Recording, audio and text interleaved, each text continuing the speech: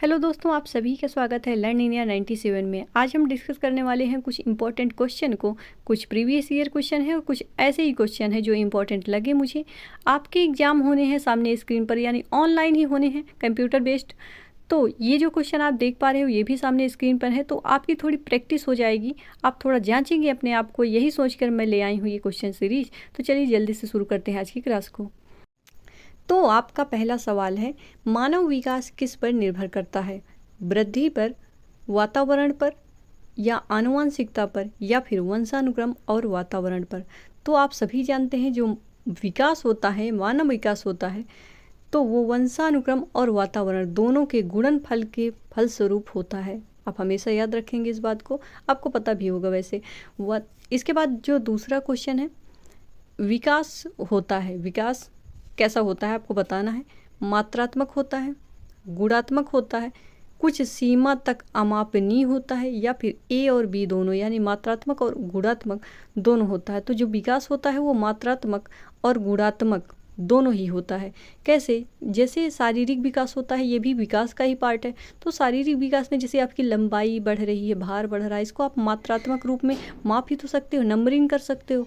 और जो गुणात्मक होते हैं, जो जैसे संज्ञानात्मक विकास हो गया, संवेगात्मक विकास हो गया, ये सब किस में आते हैं? गुणों का विकास ही तो हो रहा है उसका, तो गुणात्मक में आ गया। तो ये जो विकास होता है ये क्या होता है? मात्रात्मक भी होता है और गुणात्मक दोनों होता है। हमेशा याद रखेंगे इस बात को। निम्नलिखित में से किस अवस्था में बच्चे अपने समवयस्क समूह के सक्रिय सदस्य हो जाते हैं? आपको पता होगा, ऑप्शन है किशोरावस्था, प्रौढ़ावस्था, बाल्यावस्था और पूर्व बाल्यावस्था। आप अपने से इसको समझने का प्रयास करेंगे, अपने से आंसर देने का प्रयास करेंगे। अपने आप को जांचना है और अपने लिए ही जांचना है, कोई और आपको जांच नहीं सकता है ना। तो अपना मूल्यांकन खुद करें यहाँ पर।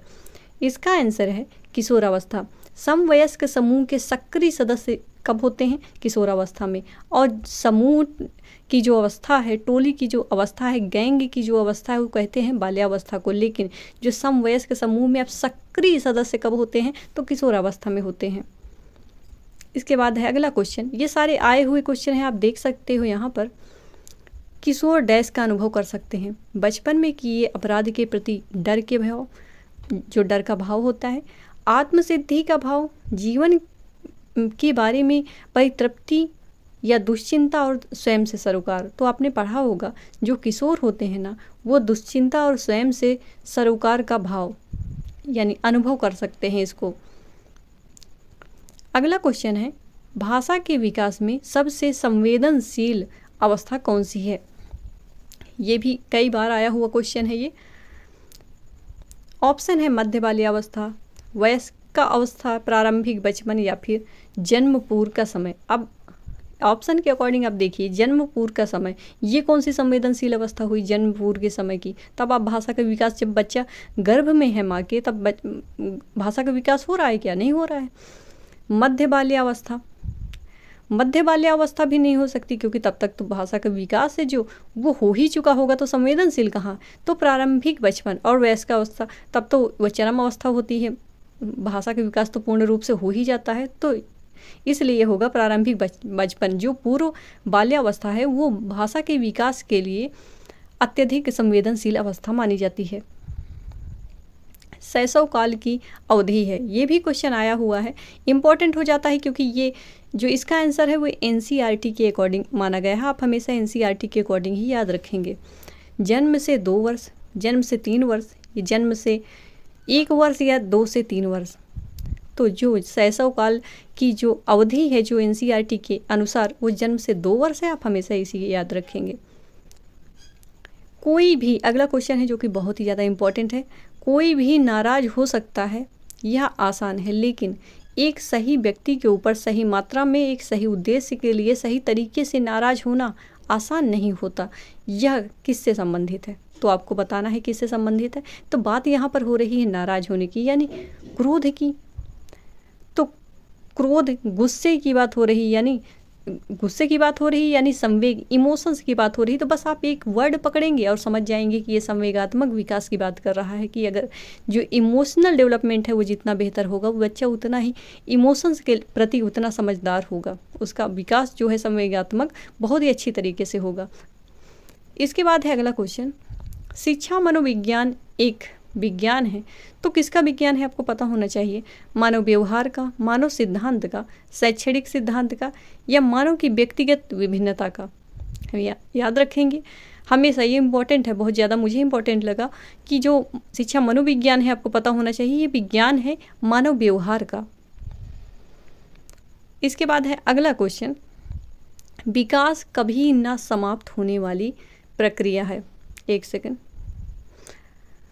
विकास कभी ना समाप्त होने वाली प्रक्रिया है, यह संबंधित है किस विकास के किस सिद्धांत से संबंधित है, ये आपको बताना है। मैंने बहुत अच्छे से इसको समझाया हुआ है आपको। अगर आपको यहाँ पर ये समझ में नहीं आ रहा है, यानी कि आपकी तैयारी बेहतर नहीं है, आप जाकर उस वीडियो को ये देख लेंगे, बहुत ही छोटा सा वीडियो है, आपको समझ में आ जाएगा हमेशा के लिए। तो विकास कभी ना समाप्त होने वाली प्रक्रिया है। अंतः संबंध का तो यह अंतः संबंधित वाली बात ही नहीं करी। अंतः संबंध तो वो होता है ना कि आपस में जुड़े हुए सारे विकास है, जितने सामाजिक विकास, संज्ञानात्मक विकास, भाषाई विकास या शारीरिक विकास, ये सब परस्पर अंतः संबंधित हैं। एक में अगर कुछ असर, कुछ भी प्रॉब्लम आती है तो उसका इफेक्ट दूसरे विकास में पड़ेगा ही पड़ेगा। ठीक है, ये होता है अंतः संबंधित। दूसरा है निरंतरता। निरंतरता ही इसका जो जवाब है, निरंतर यानी कंटिन्यू चलने वाली प्रक्रिया है ना। विकास कैसी प्रक्रिया है, हमेशा कंटिन्यू चलने वाली प्रक्रिया है, निरंतर चलने वाली प्रक्रिया है। इसके बाद जो और ऑप्शन है उनकी बात कर लेते हैं। एकीकरण का सिद्धांत। एकीकरण का सिद्धांत शायद मेरा अगला क्वेश्चन है तो यहाँ पर नहीं बताती। अंतःक्रिया का सिद्धांत, ऐसी कोई बात नहीं है। बाल विकास का वह कौन सा सिद्धांत है जो कहता है कि बालक पूरे हाथ को, पहले पूरे हाथ को, फिर उंगलियों को और अंत में हाथ और उंगलियों को एक साथ चलाना सीखता है। तो आपको बताना है कि वो कौन सा सिद्धांत है जिसके द्वारा पहले तो उसने पूरे हाथ को ऐसे चलाया, उठाया, मान लीजिए, उसके कंट्रोल आया पूरे हाथ पर, ठीक है। उसके बाद उसका कंट्रोल आया धीरे धीरे उंगलियों पर, और उसके बाद अंत में हाथ और उंगलियों को एक साथ चलाना सीख लेता है, मतलब पूरा कंट्रोल आ गया है। तो ये सिद्धांत है एकीकरण का सिद्धांत। मैंने अभी पीछे बात कही थी कि अगला जो सवाल है एकीकरण, यही है एकीकरण का सिद्धांत। इसके बाद है निम्नलिखित में से कौन सा एक संवेग है। कौन सा एक संवेग है आपको बताना है।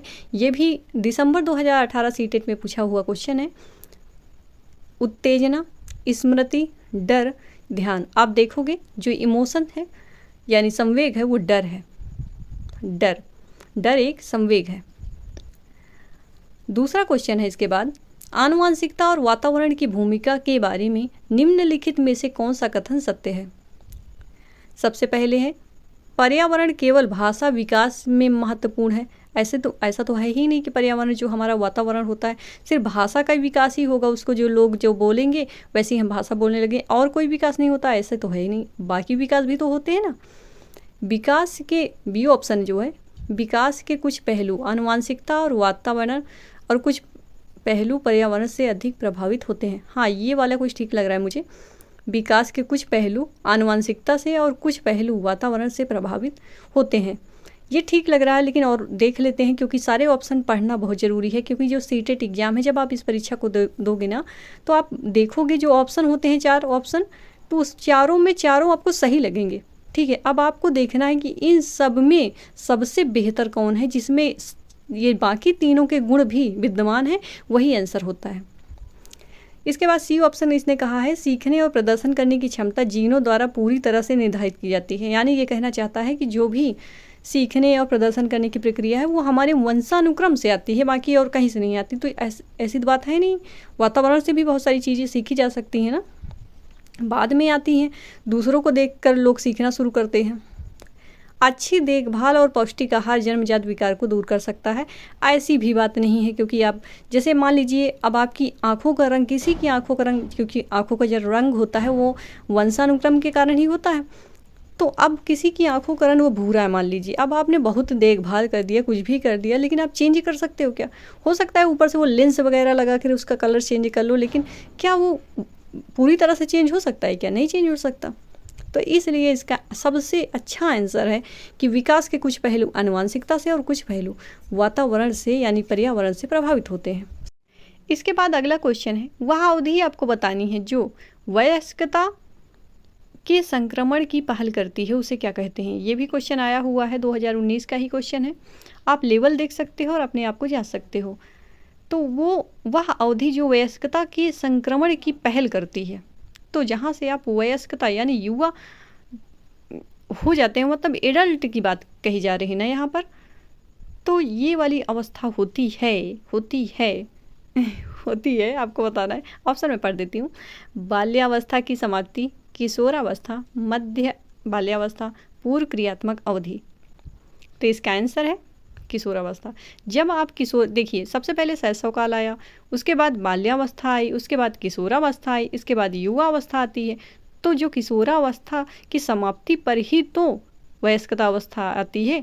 तो यही तो वो पूछ रहा है, बस इसके पूछने का ढंग थोड़ा अलग होता है। वो आप समझ लीजिए कि ये कैसे घुमा घुमा के पूछता है। बस उसकी लैंग्वेज एक बार आपको समझ में आ गई ना, तो सीटेट से आसान पेपर आपको नहीं मिलेगा।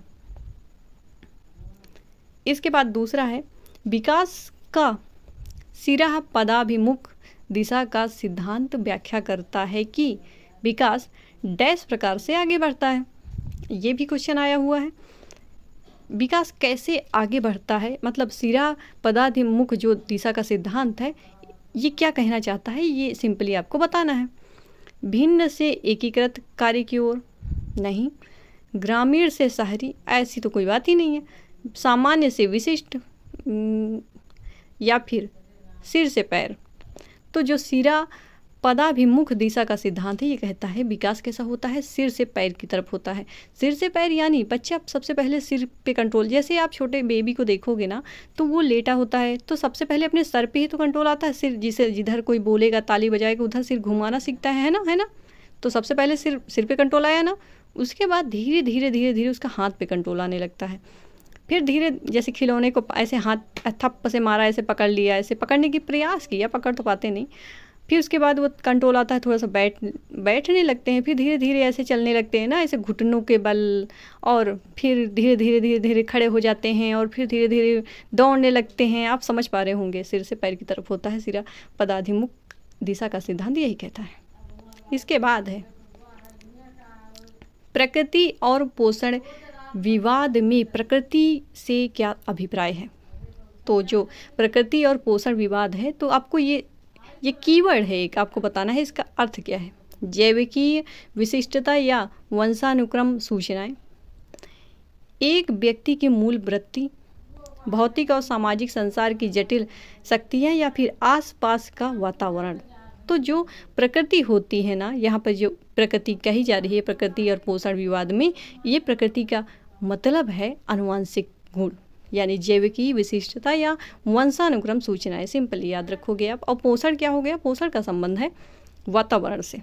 ओके, अब हम मिलते हैं अगले वीडियो में लेकर एक इंटरेस्टिंग सा इंफॉर्मेटिव सा टॉपिक। तब तक के लिए जय हिंद, जय भारत। ये सीरीज आपको कैसी लगी कमेंट करके ज़रूर बताइएगा। थोड़ा सा मोटिवेशन मुझे भी मिल जाएगा जब आप लाइक शेयर सब्सक्राइब कर दोगे तो।